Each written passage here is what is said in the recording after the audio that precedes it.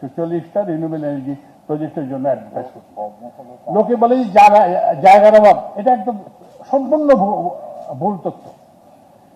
আমি এই যে ইভেন যে সরকারি প্রতিষ্ঠানগুলো যে আমি এই যে ধরেন ইয়েটা যেটা বললাম যে এই যে 7 স্টার রিসর্ট, ওটা কত 100 না 150 একর, ওখানে আপনি রিনিউয়েবল এনার্জি তো ইজিলি করা যায়।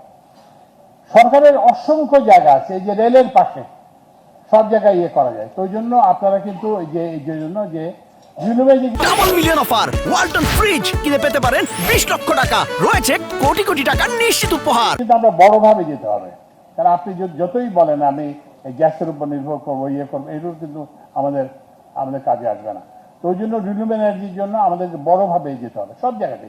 কালকে আমরা ইয়েতে গেলাম, কি বলে যে ওই পার্বতীপুরে 100 একর জমি আছে ওখানে। তো তারপরে হচ্ছে কি যে ওখানে যেমন ধরেন আমি বিদ্যুৎ ছাড়াও ইয়ে দেখি, কি বলে সড়ক, কি বলে সেতু দেখি, তারপরে আবার রেলওয়ে দেখি। যেখানে বিনিয়োগটা হওয়ার দরকার ছিল সেখানে বিনিয়োগটা হয় না, যেখানে বিনিয়োগটা অপ্রয়োজনীয় ছিল, যেটা অপচয় হয়েছে, সেখানে বিনিয়োগটা হয়েছে। কিন্তু আমাদের তো বিনিয়োগের তো পরিমাণ কম হয়। আমাদের সবাই জিডিপি গ্রোথ রেট বাড়ছে, তারপরে পার ক্যাপিটাল জিডিপি বাড়ছে। এখন আমরা এগুলো যখন বন্ধ করে দিচ্ছি, এখন গ্রোথ রেট কমে যাচ্ছে, বলছে আরে এরা তো কিছুই পারে না, আগে আমরা ভালো ছিলাম। তো আপনারা কি অপচয়ের গ্রোথ রেট চান না প্রকৃত গ্রোথ রেট চান, সেটা ভাবতে হবে। যে তো আমরা যেটা চেষ্টা করতেছি যে অন্তর্বর্তীকালীন সরকারের থেকে যে আমরা উন্নয়নটাকে মানুষের সঙ্গে সম্পর্কিত করতে চাচ্ছি। এই যে ধরেন এই যে ওখানে বিশাল ইয়ে আছে পার্বতীপুরে, এবং এতে গতকালকে আমি ওখান থেকে আসছি, ওখানে কোনো বিনিয়োগ নাই। আমার তো রেল চালাতে পারতেছে না লোকোমোটিভসের জন্য, রেল চালাতে পারতেছে না কোচের জন্য, ওয়াগনের জন্য, কিন্তু সেখানে কোনো বিনিয়োগ হয় না। ওখানে কিন্তু বিরাট ফ্যাসিলিটি আছে, ওখানে ইচ্ছা করলে প্রোডাকশন ক্যাপাসিটি 2 গুণও করা সম্ভব, কিন্তু একটা বিনিয়োগ লাগবে। তো ওই জন্য আমি আমার বক্তব্য আর দীর্ঘায়িত করতে চাই না, কিন্তু আপনাদেরকে যেটা বলতে চাই সেটা হচ্ছে যে আমরা এই অন্তর্বর্তীকালীন সরকারের পক্ষ থেকে আমরা যেটা চেষ্টা করতেছি, আমাদের অর্থনীতিটা যেটা শৃঙ্খলিত অর্থনীতি, একটা ক্রনি ক্যাপিটালিজম যেটাকে বলে, সেটা থেকে মুক্ত করতে আপনারা আশা করি এটাতে অংশগ্রহণ করবেন।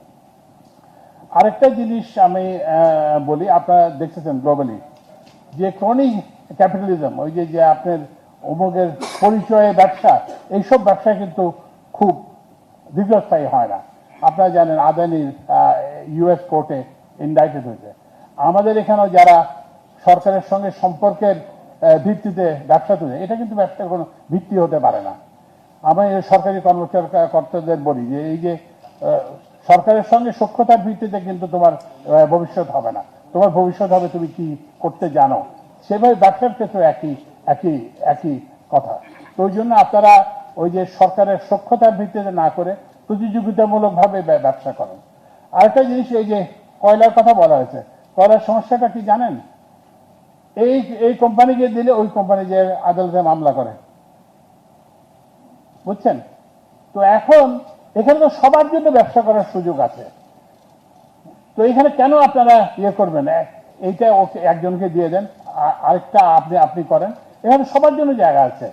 বাংলাদেশের অর্থনীতি বড় একটা অর্থনীতি, লোক সংখ্যা এতগুলো লোকের যে অর্থনীতি, তো এটা তো খুব ছোট অর্থনীতি না। তো সুতরাং আমি আপনাদের অনুরোধ জানাবো যে আপনারা এই যে অর্থনীতিকে উন্মুক্ত করার যে আমরা প্রচেষ্টা নিয়েছি, সেটার সঙ্গে ইয়ে হবেন। এবং ওই যে অনেকে বলতেন, আমরা সরকারের সাথে ব্যবসা করি না, কারণ এটা নোংরা জিনিস। প্লিজ ডু নট, কারণ না করাতেই এই অবস্থায় আমরা এসে দাঁড়িয়েছি। ওই যে ইকোনমিক্সে আমরা যখন আন্ডার গ্রাজুয়েট ক্লাসে পড়ছিলাম, Gresham's law, bad money drives good money out of circulation. আমাদের দেশেও তাই হয়েছে, bad businessman has driven out good businessman out of circulation. আমরা সেই অবস্থার চাই, পরিবর্তন চাই। আমরা চাই যে আমাদের যারা ভালো ব্যবসায়ী তারা এগিয়ে আসবেন, এবং আমাদের যে বর্তমান যে সংকট চলতেছে, নানাবিধ সংকট, সেটা থেকে আমরা পরিত্রাণ পাবো। ধন্যবাদ।